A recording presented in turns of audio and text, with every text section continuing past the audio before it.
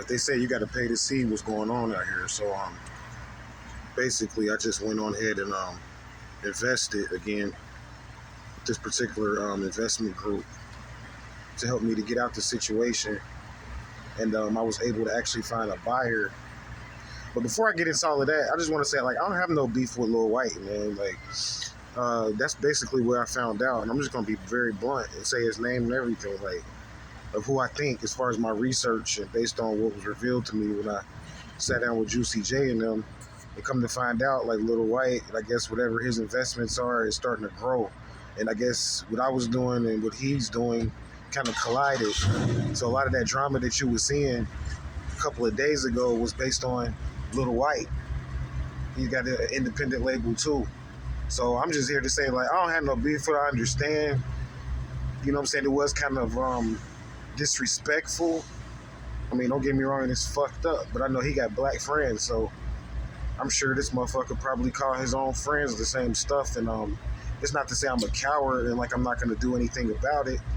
But the case is, like, I don't really at the same time see myself doing anything else about it, because I understand where he's coming from. For me vising what I was vising, I basically got into his lane and some of his investments, and we kind of collided. And yesterday we had like a bet, and he didn't drop a one on me, and pretty much I bought all the points off yesterday from my perspective, and now I got a new investor, because like I need a better budget. Like that's my only issue.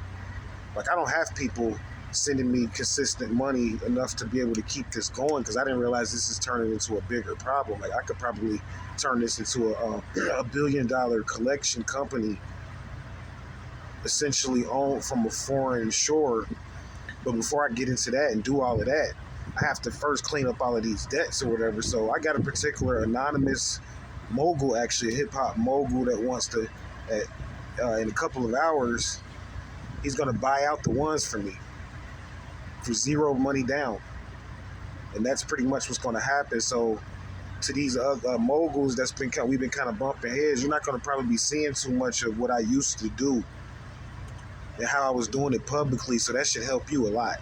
Like you're not going to have me in your way as much. Like you're not going to have my conversation and the stuff that I talk about in my videos in your jurisdiction as much, now that I know what's going on. I mean, I paid you guys over $9 million to figure it out, and I figured it out.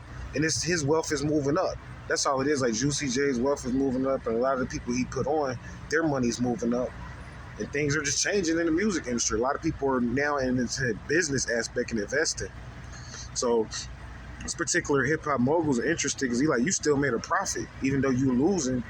He like, that's why I want to go ahead and invest in a couple of hours, and I know he's going to do it. It's worth millions of dollars, but it's a zero down payment investment. Because I'm going to go ahead and do it. He put down some cash through a particular female, but he's like, I'm going to go ahead and finish out the investment on it and go ahead and do it, because you're worth, you know what I'm saying? Like, I'm looking at it, and your interest alone, what you generated yesterday, is enough to make a profit for someone if they're smart. So this guy sees it.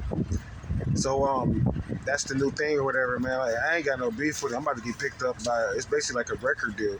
So I'm about to get signed by another label or whatever. So till then, you guys keep watching the videos. If you're interested, stay vigilant.